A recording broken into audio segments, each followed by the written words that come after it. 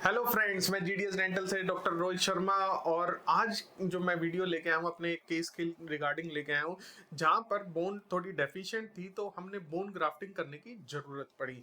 तो केस पे चलने से पहले हम देख लेते हैं कि आज के केस में हम क्या करने वाले हैं और क्यों करने वाले हैं।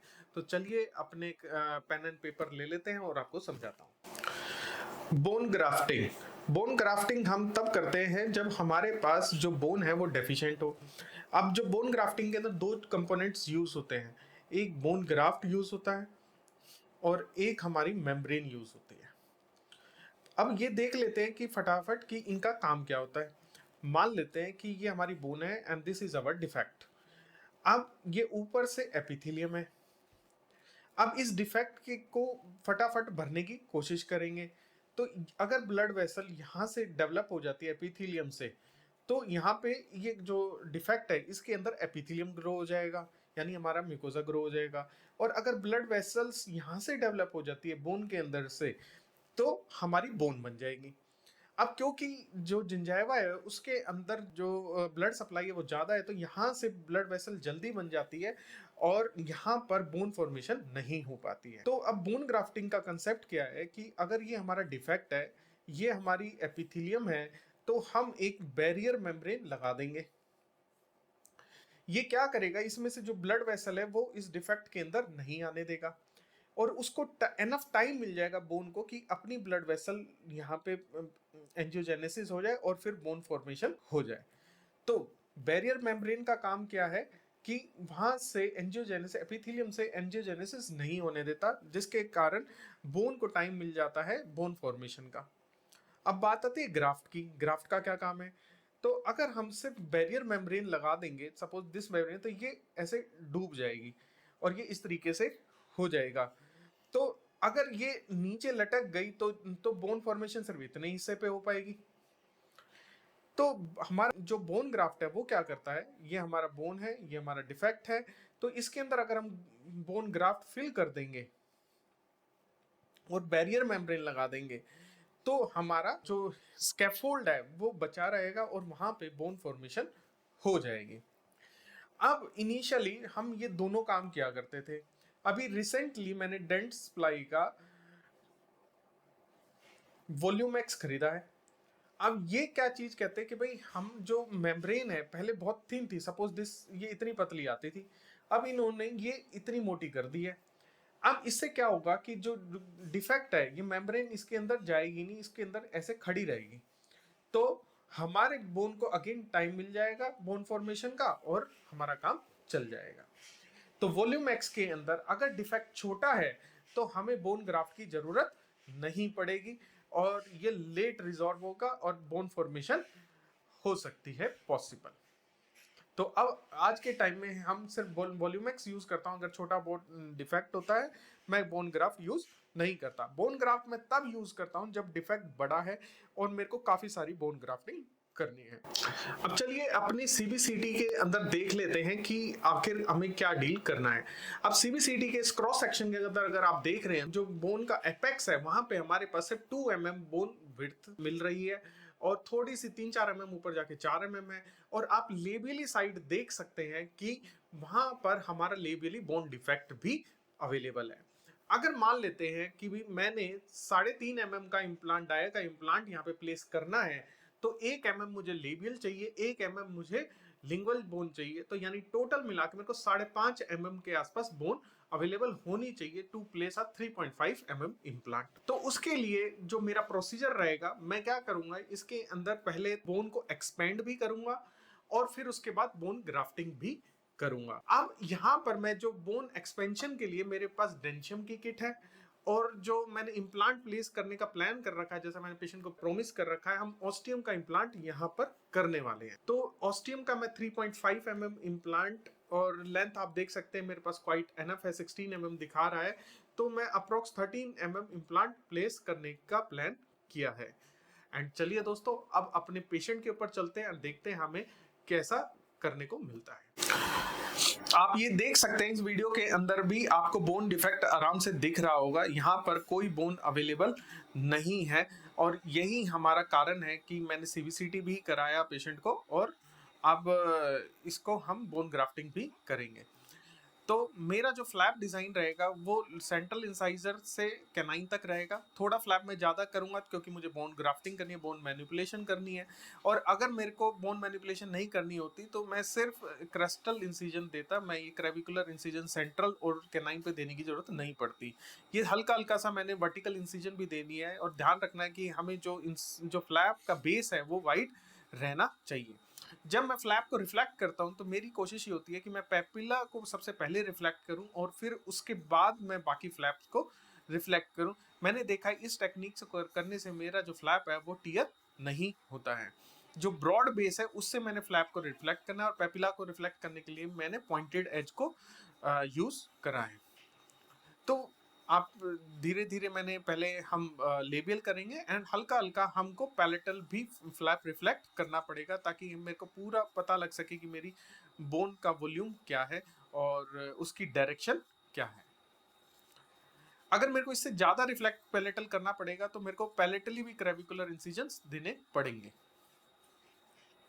फिलहाल मेरा काम चल गया, बोन फुली एक्सपोज हो चुकी है एंड आप देख सकते हैं कि जो क्रेस्ट के ऊपर सिर्फ 1 से 2 mm ही बोन दिख रही है और मुझे तो 2 mm भी देखने में नहीं लग रही है। अच्छी ब्लीडिंग है पेशेंट की, अच्छी बात है, हीलिंग अच्छी एक्सपेक्ट कर सकते हैं हम।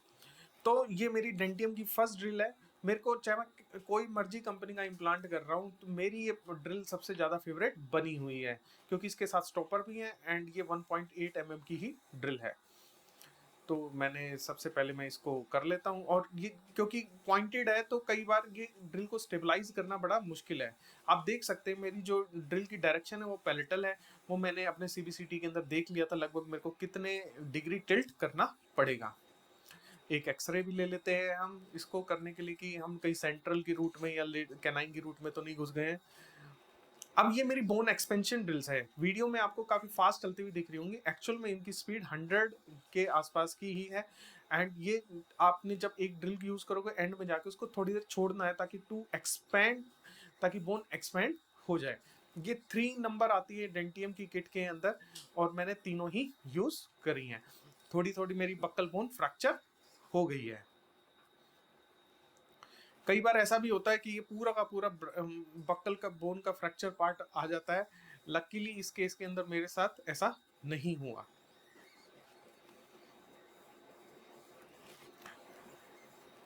अब मेरी ऑस्टियोटोमी हो चुकी है क्योंकि मैंने वो डेंटियम की किट से किया था तो मैंने ये 3.0 ड्रिल ली है ऑस्टियम की टू मेक अ इम्प्लांट का जो शेप है मैं उसको दे सकूं। और ऑस्टियोटोमी को मैं चेक कर रहा हूँ कि कहीं से मेरी लेबियल या बक्कली परफोरेट तो नहीं हो गई है, कहीं मेरी ड्रिल गलत तो नहीं चली गई थी।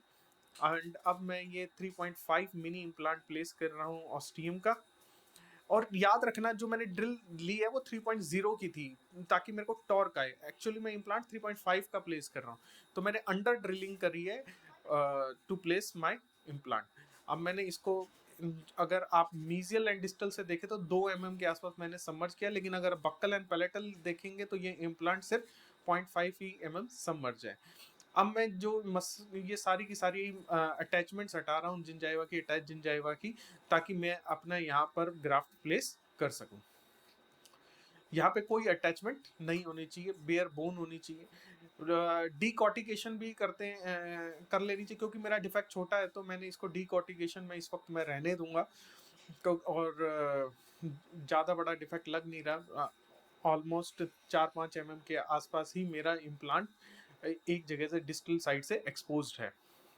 ये सारी अटैचमेंट्स आप जरूर हटा लेना।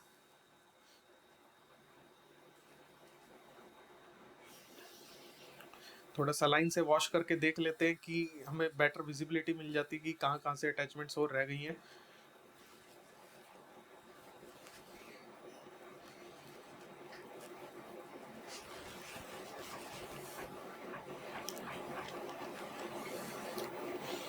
यहाँ पर इस वक्त टाइम स्पेंड करना काफ़ी इम्पोर्टेंट होता है। अगर आप नहीं करेंगे तो ग्राफ्ट फेल भी हो सकता है। अब ये हमारी वॉल्यूमेक्स है, आप देख सकते हैं कि ये लगभग 1 mm मोटी है। नॉर्मली ग्राफ्ट तो 0.1 mm मोटा ही होगा।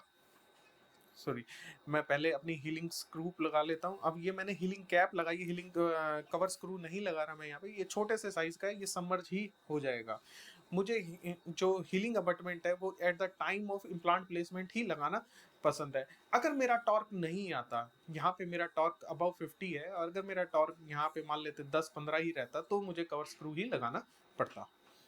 ज़्यादा बड़ा इसलिए नहीं लगा रहा हूँ क्योंकि मैं चाहता हूँ कि मेरा जो मेम्ब्रेन लगा रहा हूँ, वॉल्यूमेक्स लगा रहा हूँ, ये कहीं से एक्सपोज ना हो और ये टोटली सबमर्ज रहे हमारा हीलिंग स्क्रू। और फ्लैप को भी देख रहा हूँ क्योंकि ज़्यादा बोन मैनिपुलेशन नहीं हुई है, तो मुझे कोई रिलीविंग इंसिजन देने की ज़रूरत नहीं है। मैं यहाँ पे अपना ये वॉल्यूमेक्स ग्राफ प्लेस करूँगा और इसके बाद सूचर कर दूंगा।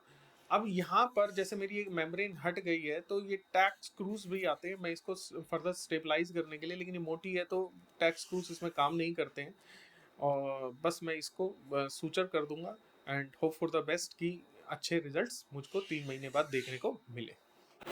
बस दोस्तों, ऐसे ही हमने सूचर लगा देंगे और इसको fully tight, water tight sutures हमने लगाने हैं, एंड ताकि कोई भी इन्फेक्शन यहाँ पे ना जाए और जिंजावा अच्छे से हील हो जाए। ये प्राइमरी क्लोजर होना इस टाइम पे बहुत इम्पोर्टेंट है, और कई बार हमें इसके साथ अगर बोन ग्राफ्टिंग ज़्यादा करनी पड़े तो कई बार इसके साथ मेहनत भी करनी पड़ती है इस क्लोजर के लिए। देखा फ्रेंड्स, जो बोन ग्राफ्टिंग है वो इतनी टफ चीज नहीं है अगर आपका डिफेक्ट छोटा सा है। तो जो आपने देखा इस वक्त मैक्सिमम टाइम्स मैं यही काम करता हूँ, क्योंकि छोटे मोटे बोन एक्सपोज हो जाती है, तो मेरा this is very easy and not time consuming. इसके बाद मैं थोड़ा एक्सपेक्ट कर सकता हूँ कि पेशेंट को थोड़ी बोन स्वेलिंग आएगी, और उसके लिए मैं पेशेंट को पहले ही बता देता हूँ। जहाँ पर बोन डिफेक्ट ज़्यादा बड़ा होता है वहाँ पर कई बार हमें रेमस से बोन लेनी पड़ती है, या ऑटोग्राफ्ट ज़्यादा लेना पड़ता है, या पेशेंट उसके अमाउंट का खर्चा बियर नहीं करता है, तो ज़्यादातर मेरी प्रैक्टिस इतने ही बोन ग्राफ्टिंग की टेक्निक से लिमिटेड हो गई है। और अब आज के टाइम में जैसे साइनस बाईपासिंग हो गई, या थोड़ा से टेढ़े इम्प्लांट, टिल्टेड इम्प्लांट डाल दो, तो उससे मेरा काम चल जाता है। एंड जो आपने प्रोसीजर पे देखा, ये मैं day to day routine practice में करता रहता हूँ।